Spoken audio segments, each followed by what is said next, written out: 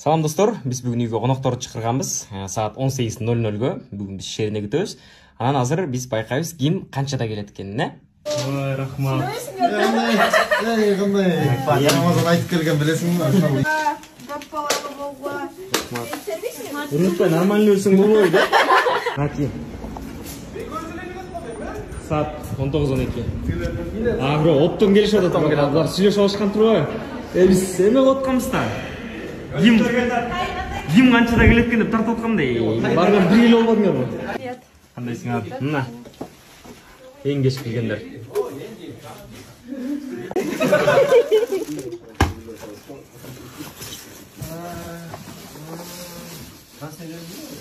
Блин, сол дейт.